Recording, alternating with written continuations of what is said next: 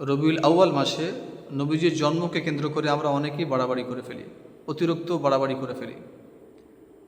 এদিনে আমরা ঝান্ডা বের করি, জুলুস বের করি, অথচ আল্লাহ তাআলা এবং নবীর প্রতি মহব্বত ভালোবাসা ওই তরিকায়, ওই পদ্ধতি প্রকাশ করা যাবে না যে পদ্ধতি আল্লাহ তাআলা এবং রসুল বলেননি। ওই পদ্ধতিতে আল্লাহ তাআলা এবং রসুলের প্রতি মহব্বত প্রকাশ করা যাবে না। তাছাড়া আপনি নবীজির সোমবার জন্ম, সোমবার নবীজির ওফাত, তাহলে আপনি নবীজির জন্মদিনে ঝান্ডা বের করে, জুলুস বের করে, আনন্দ উদযাপন করে, ডেক চড়িয়ে খানার আয়োজন করে, মেয়েদের বেপরদাগি লাইটের ব্যবস্থা করে আপনি কি বলতে যাচ্ছেন, কি প্রকাশ করতে যাচ্ছেন?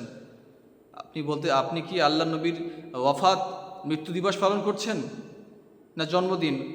অথচ আল্লাহ নবী যেদিন পৃথিবীতে বিদায় নিয়েছেন পৃথিবী থেকে, সেদিন ছিল পৃথিবীর সব থেকে দুঃখজনক দিন, খুব কষ্টদায়ক। সাহাবাদের মধ্যে খুব দুঃখের ছায়া পড়ে গিয়েছিল। আপনি কোনটা প্রকাশ করতে যাচ্ছেন?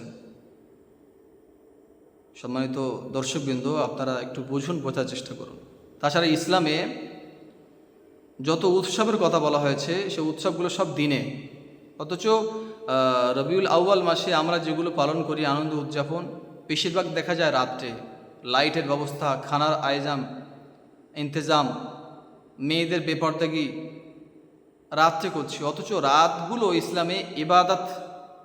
আপনি দেখুন, লাইলাতুল কদর রাতে, শবে বরাত, যদি এ নিয়ে ইখতিলাফ আছে, কিন্তু জুমহুর ওলামাদের মত শবে বরাতে ইবাদত এর ফজিলত আছে।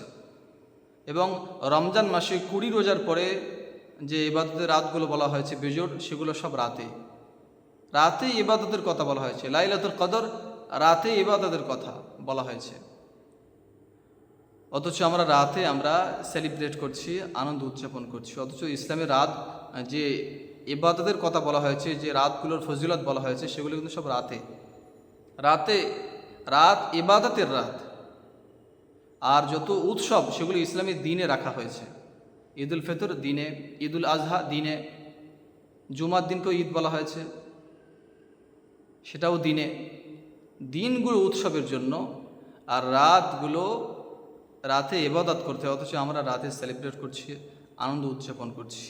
আপনি এই দুটো বিষয়কে একত্র করলে আপনি বুঝতে পারবেন, ইনশাআল্লাহ উপলব্ধি করতে পারবেন।